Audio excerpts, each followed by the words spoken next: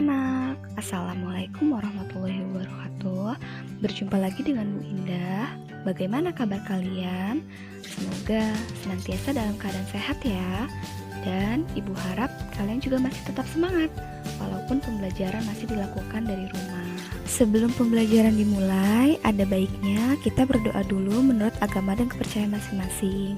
Berdoa mulai.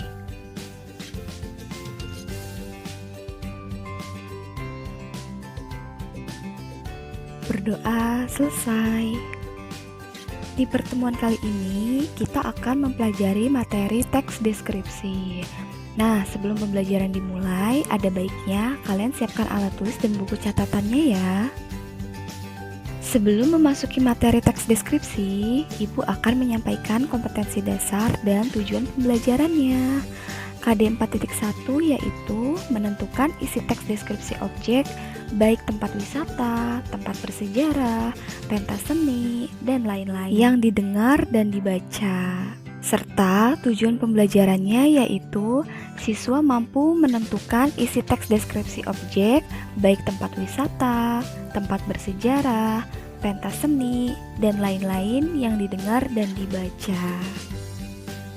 Materi pertama yaitu menentukan isi teks deskripsi. Bagaimana cara kita ingin menentukan isi teks deskripsi? Yang pertama, kalian harus membaca terlebih dahulu keseluruhan isi teks deskripsi.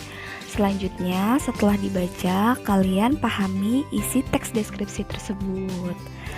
Dan yang terakhir, kalian bisa menentukan perincian dari informasi yang terdapat di dalam teks deskripsi.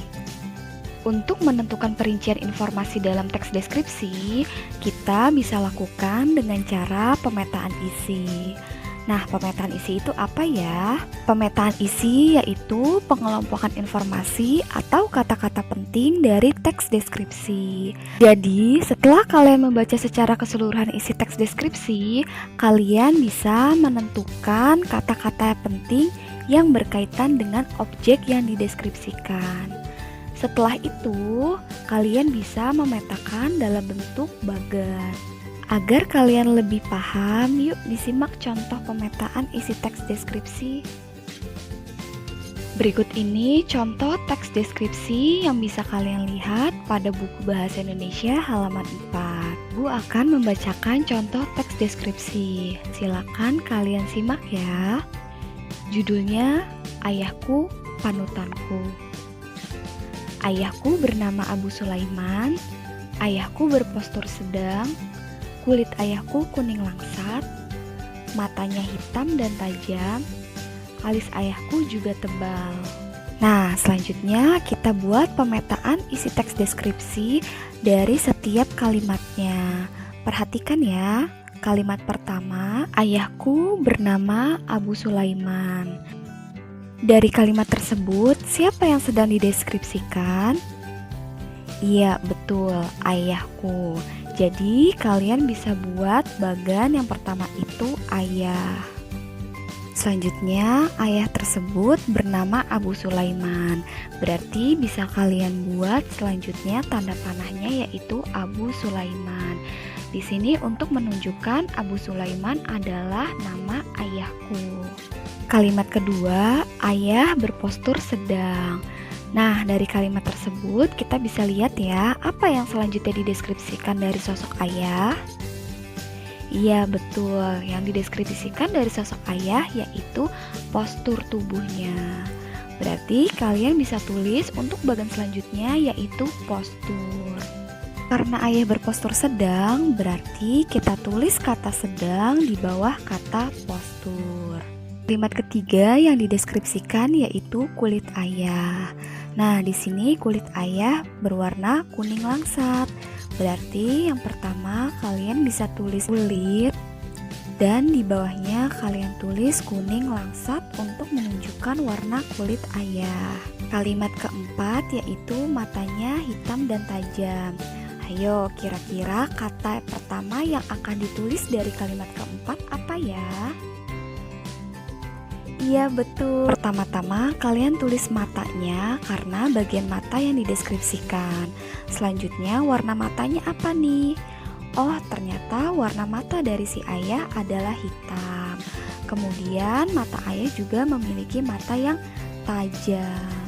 Dan kalimat terakhir yang dideskripsikan yaitu alis ayahku. Berarti kita bisa tulis kata alis. Dan ayah memiliki alis yang tebal. Berarti di bawah kata alis kita tulis kata tebal. Nah, anak-anak, bagaimana? Mudah bukan cara membuat pemetaan isi teks deskripsi? Materi yang terakhir yaitu membandingkan isi dari beberapa teks. Jika kalian ingin membandingkan sebuah teks, kalian bisa membandingkannya dengan dilihat dari perbedaan isi teks dan persamaan isi teks. Dari persamaan isi teks, yang pertama, kalian bisa lihat dari cara mengembangkan isi teks deskripsi.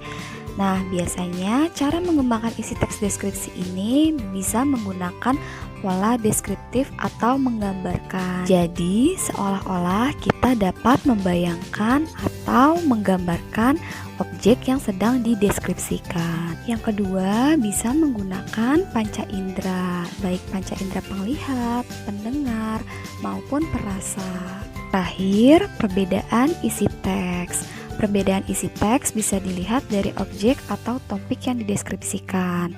Misalnya, teks pertama membahas tentang ibu dan teks yang kedua membahas tentang ayah.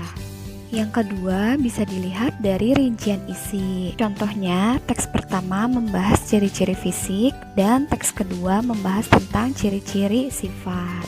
Dan yang terakhir dilihat dari pola pengembangan isi. Alhamdulillah, materi teks deskripsi sudah selesai. Ibu harap kalian paham ya dengan penjelasan Ibu. Ibu akhiri sampai di sini. Sampai jumpa di pertemuan selanjutnya. Salam hangat dari Bu Indah. BMM, belajar mudah, menyenangkan. Wassalamualaikum warahmatullahi wabarakatuh.